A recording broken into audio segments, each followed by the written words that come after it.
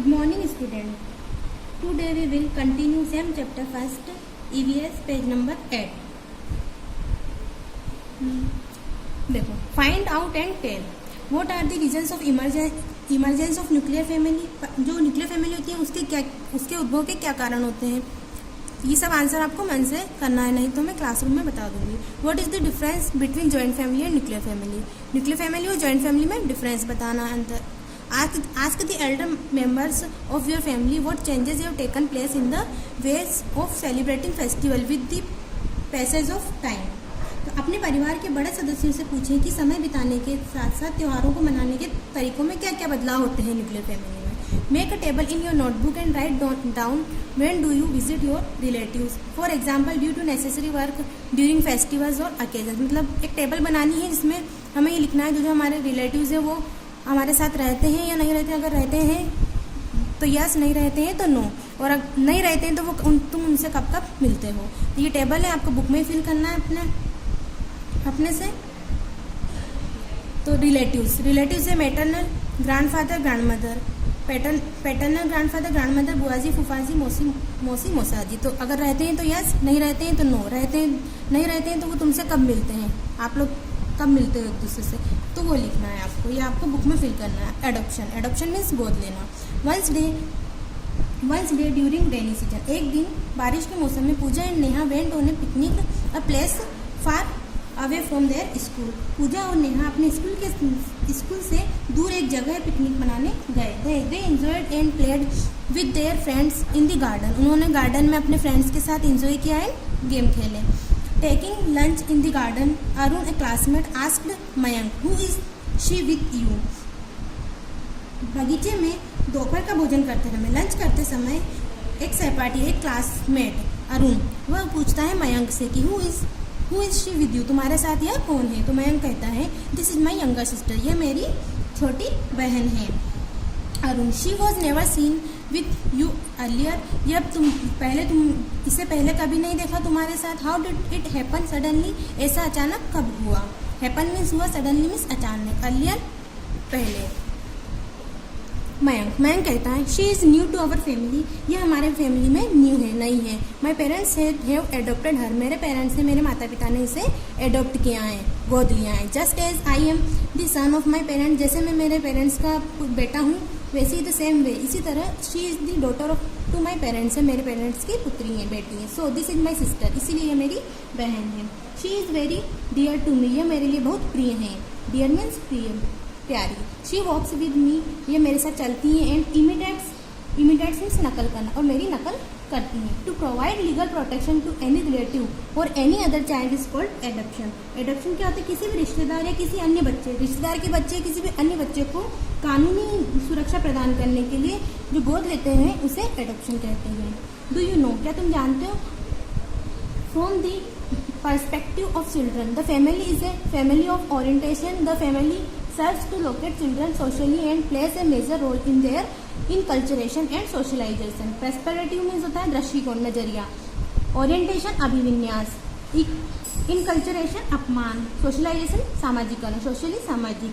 तो इसका मतलब हुआ बच्चों के दृष्टिकोण से परिवार अभिविन्यास का एक परिवार होता है. परिवार सामाजिक रूप से बच्चों का पता लगाने के लिए कार्य करता है, उसके अपमान और सामाजिकरण के एक प्रमुख भूमिका निभाता है. मतलब एक ये फैमिली ऑफ ओरिएंटेशन एक ऐसा परिवार होता है जो ऐसे बच्चों को ढूंढता है, पता लगाता है और उनको उनकी सुरक्षा करता है.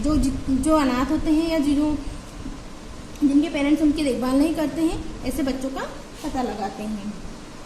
नाउ हु रिसेम्बल्स हूम, कौन किसका है. तो Pooja sister Jyoti went with her mother to attend her uncle's marriage. Pooja की सिस्टर ज्योति अपनी मम्मी के साथ उसके मामा जी की शादी में गई.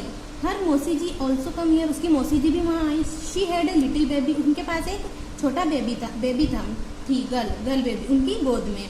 ज्योति कहती है मदर, मम्मी देखो, how beautiful is this doll, ये गुड़िया कितनी सुंदर है. ओ सी देखो, हर नोज रिसेम्बल्स नानीज, इसकी नोज नानीज की जैसी है. हर आइज रिसेम्बल्स चाचीज, इसकी आइज चाची की जैसी है. And her fair complexion is like that of grandfather, और इसका गोरा रंग इसके दादा की जैसा है. And complexion of her brothers face is light white, और इसके ब्रदर का फेस कैसा है, गेहुआ, फेस का कलर गेहुआ है.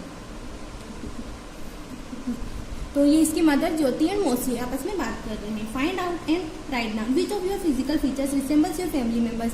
आपके जो फिजिकल फीचर्स हैं वो आपके फैमिली मेंबर से मैच होते हैं। तो विच फीचर्स टू विच मेंबर्स, कौन से फीचर्स आपके कौन से मेंबर से मैच होते हैं, तो ये हमको बुक में ही फिल करना है।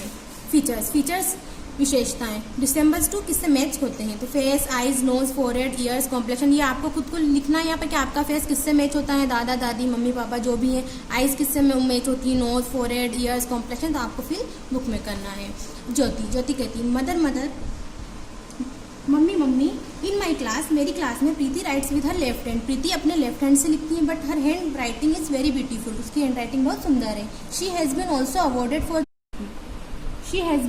अवॉर्डेड फॉर दिस, उसे इसके लिए अवार्ड भी मिला हुआ है। आई आस्क्ड हर, मैंने उससे पूछा, why don't you right with your right hand, कि तुम तुम्हारे राइट हैंड से क्यों नहीं लिखते हो। तो we all do use our right hand, हम सब लिखने के लिए हमारा राइट हैंड यूज करते हैं फॉर राइटिंग। शी सेड, वह कहती हैं, I do all my work with left hand, मैं मेरा सारा वर्क लेफ्ट हैंड से करती हूँ। I try to write with my right hand, मैंने बहुत कोशिश की राइट हैंड से लिखने की but I could not, but मैं नहीं कर सकी। Find out and write down which of your habits match with which of your family members, write in your notebook. अब कौन सी हमारी हैबिट्स हैं जो हमारी फैमिली के मेम्बर से मिलती हैं, जैसे राइटिंग आपकी किससे मिलती है, ईटिंग खाने की आदत किससे मिलती है, टॉकिंग वॉकिंग पोस्चर, ये सब आपको लिखना है कि आपकी कौन सी आदत कौन से मेम्बर से मिलती है। Features of children match with the features of their parents, paternal grand parents and maternal grand parents. Features of children, बच्चों की जो विशेषताएं होती हैं उनके माता पिता दादा दादी नाना नानी की सुविधाओं से मेल खाती है, से मैच होती है। This features are called genetic features. इन विशेषताओं को आनुवंशिक विशेषताएं कहते हैं या वंशानुगत विशेषताएं कहते हैं। दिस फीचर्स में सुविधाएं विशेषताएं are pass down from generation to generation, जो विशेषताएं होती है ये जनरेशन टू जनरेशन से पीढ़ी दर पीढ़ी चलती रहती हैं। चिल्ड्रन इनहेरिट प्राप्त करते हैं, यहाँ पर इसका मतलब वो प्राप्त करते हैं। Children inherit some features from the environment which are not hereditary. तो जो बच्चे होते हैं वो अपने वातावरण के अनुसार भी वातावरण से भी कुछ विशेषताएं प्राप्त करते हैं, वो वंशानुगत नहीं होती हैं। अब डू यू नो, क्या तुम जानते हो ग्रेगर जॉन मेंडल। अब ग्रेगर जॉन मेंडल है, ये कौन थे?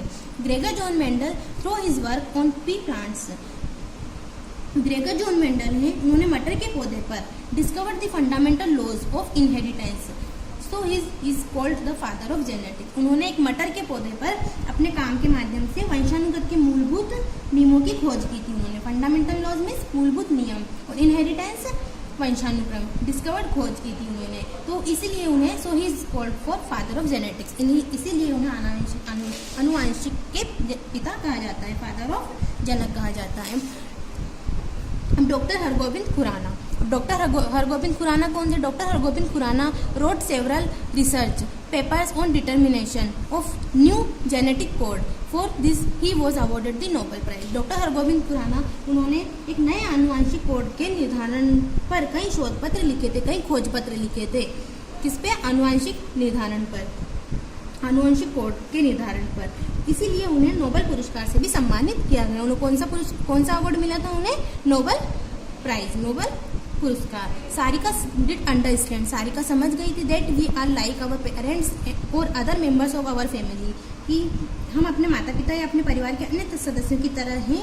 But why all monkeys are alike, लेकिन सभी बंदरों की तरह क्यों हैं? वह इस बारे में उलझन में थी। She was confuse about this, लेकिन वह उलझन में थी। अब discuss and tell, are are living beings alike except human beings, क्या सभी जीवित मनुष्य को छोड़कर सभी समान होते हैं? How does a cow recognise her calf, जो एक गाय होती है वो अपने बछड़े को कैसे पहचानती है? How does your mother recognise you in crowd, भीड़ में आपकी मम्मी आपको कैसे पहचानेगी? ये आपको ही डिस्कस करना है। Of course every living beings has certain features of his parents or fathers, but they are also different due to some other features.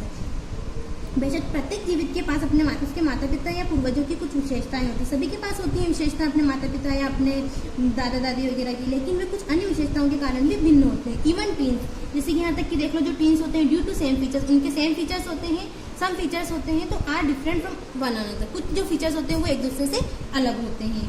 तो अभी हमारा चैप्टर आज कंप्लीट हुआ है। We will do the question answer of the chapter in the next video. Thank you.